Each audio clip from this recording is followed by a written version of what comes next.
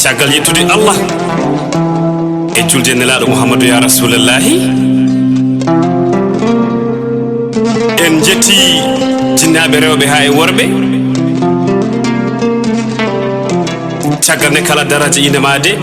mbiɗen ko yo yettu Allah o yetta jinnaɓe so moƴƴi ko kamɓe so boni ko kamɓe Allah waɗi kadi bonani moƴƴu sanne saha kala e yonta mum yonta kala e yontaɓe mum ko leydi yiloto jamanu wayloto yontaji tawtawtodirta wadde en mbi alhamdulillahi rabbil alamin Allah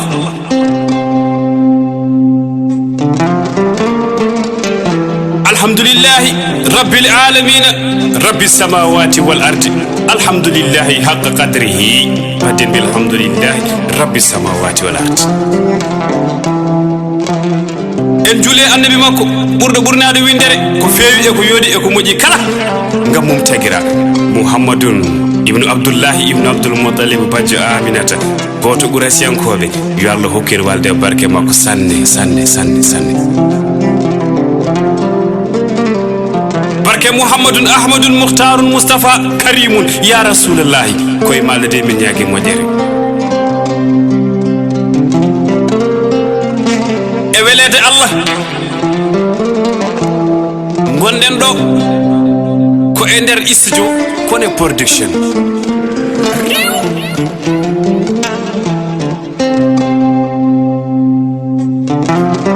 eɗen piila lefol tawi ko lefol fuutankagal ɓingu moƴƴago ndimago e ñeñago fuutankagal kala yiito hen hoore mum sanne mo yettani Allah noon yettata sababu ceerno Yaya Bass wi mo yettani Allah yettata ko Allah sanne so tawi en dañi fartangue joɗade ɗo eɗen piila lefol eɗen jewta fuutankagal kala mona nata suudu noon yo rewru damal koyi jetten joom galle o so tawi en jetti joom galle komo kaldume fuɗɗode haalam Papis Koné min mbima Seydi Koné Allah jarama jarama de fuutankagal weltanimama sanne so tawi ko waddema galle nalankagal fuutankagal fina tawa e la nouvelle génération moni kala yo yiito e hooruma e galle ɗo e legal men Basara e Allah jarama jarama Seydi Koné ina huufi lefol ngol kiɗo mon ñeeño mon sehil mon goɗon heɗade kala e saaha Mamoudou Guissé Mawo to e cuuɗi men hayme dar ayme jeere jeejeengo yirlaaɓe jiri satigal maɓe yirlaaɓe ɓe Allah yiɗi petanaɓe worɓe jongue cikkitte ɓe gawrani duuƴi dasani dowliŋaji en naati giril sabbinte mayse maram toroto en naati hebbiya nokku hebbi Demba e Gallo Demba e Nago Demba e Bantu Demba e Wulunde Demba heeɓi Ferlami heeɓi Gallo Ferlami Gallo e Bantu Ferlami Bantu yarɗo Bantu en naati cuuɗi men yirlaaɓe sanne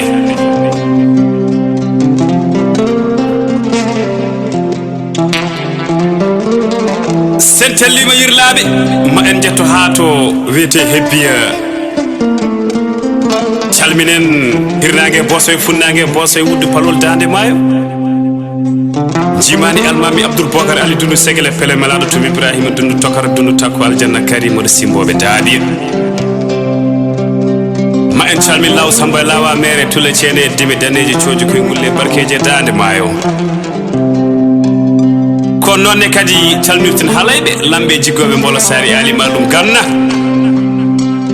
en naati Guenar nokku Farbayel fekki sikki ala so tawi en jooɗima nde ɗo jonde dañata ko kalde ɗo ko heewi sanne nde wanno so tawi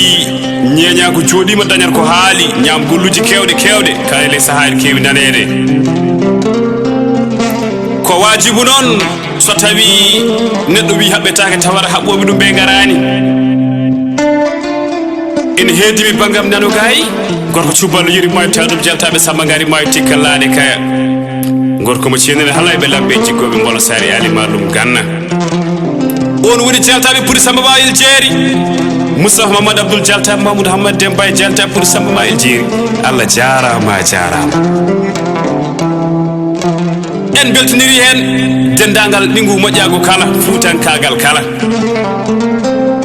mi haalani yimɓe noon so tawi wolde dawi ɓurɗo farwude heewi adade maayde ƴeew beltoniren hen jonde nde lamɗo joom daabejo mo yahani goto joɗaki goto on woni holion ba Ibrahima Demba Mamadou Malick Sile Sidi Fra Yaresu mbiyamo Pullo Ba joom noa développeur yurmede Ibrahima Demba gorko mo hayɓe jeere jeeje mo bisimilla maɗa sanne waɗat dalilu noon hol sababu pilɗe ngolɗo lefol nde wanno Allah waɗi tato Allah waɗi kaalowo e kaaleteɗo e keɗeteɗo nde Allah waɗi min ñeeñɓe ɗe waɗi min ñeeñɓe kono nde waɗi on riɓe ɓe waɗi on haaleteɓe sanne kono hay hunde de tagani ɗum sino tawi wona golle moon cakki ƴeew minen ñeeñɓe min daro min kaala Allah jumar sadi koddada may sen mansire Samba Dembali Moutar Tall o yi banda men dokkodire albarka doga hakkude mon ayinani may Ismaël Jeri Biraɗo Kumba Nakko Sadio Ese Samba Ali Guy Ali Mali yamo Pullo Ba ndeysan soɗɗiɗo ñalawmaji e jammaji dogi noon noddi Abdoulaye Samba Labouri Baya Samba Baya sawata ban modi Ali Libana tan Hammed Ali Fayul Ali Souké Ali Missine Ali tan Feralla Ali Libana on woni mbiyannom diplôme de carrière sociologue de formation kono hande ƴeew ko conseiller d'ambassadeur to wiyete Congo Brazzaville lamtoro Seydi Sall ayinani Abou Hadi Baya Samba Baya sawata ban modi Ali Libana lamtoro Seydi Sall yalti galle bammu golle tiɗɗe gollama yamo Sall baalo ƴeew Mamadou Guissé yewte leñol ngol sababu ne ƴeew hakkude ndimago e ñeeñago ɓe mbi Mamadou Guissé min jiiɗi kalanamin hakkude ndimago e ñeeñago no foti wurdude mbimi aha ɗum ko sam aneɗa nande e jabde wasde salade nde wonno hakkude dimo e ñeeño mbay kono faɗɗoɗano e ñaama hay goto wawa yaade gaga keddiɗo wadde noon so tawi en kuufi haalirde nde ay so tawi en mbawa haalde ma en jubbo en seeɗa haqqe gandal men haqqe mbawka men so ɗo noddi noon noddi Oumar Mamadou Salli Siley Mamoudou joom États-Unis malda e namdal oɗo mbiyami kuumel yirlaɓe joom dokkal ndimago wiyete ko ñalawma dabbe mbiyamo Pullo Ba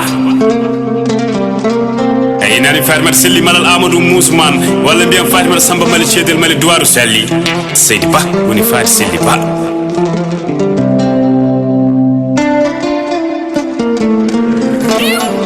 ndeysan ɓe mbi Mamadou Guissé mbete ndimagu no woni ɗo wonnoɗo walla ndimagu iwi walla ñeeñagu wodani bandiraɓe kala ko nanɗa joli ma mende nanɗa ƴeeŋi holko jolata ƴeeŋata kosam endu yumma ɗam muynuɗa ƴiƴam maɗa dogo jami ɓandu maɗa ɗum ƴeeŋata woni holɗum hakkude ndimagu e ñeeñagu ɗum ɗo abadan da iman koko heddoro sanne waɗi namde kewɗe noon mbete dokkal waɗi neɗɗo timu mbete haala waɗi neɗɗo ñeeño ala ɗeɗo gueɗe fof mbaɗani ɗum affaire 1776 jamanu Cheikh Souleymane Racine Bal kanko e yaadiɓe makko eɓe jeeya e ɓurɓe tengtinde kinɓe sanne eko tawɗen en tawi 12 hinde nana e Fouta e nder 12 ɗe waɗi rimɓe joyo waɗi ñeeñɓe joyo waɗi dimo e dimajo waɗi mo wona dimo wona ñeeño to bangal fina tawa kono bandiraɓe sehlaɓe holko adduno ndimago e ñeeñago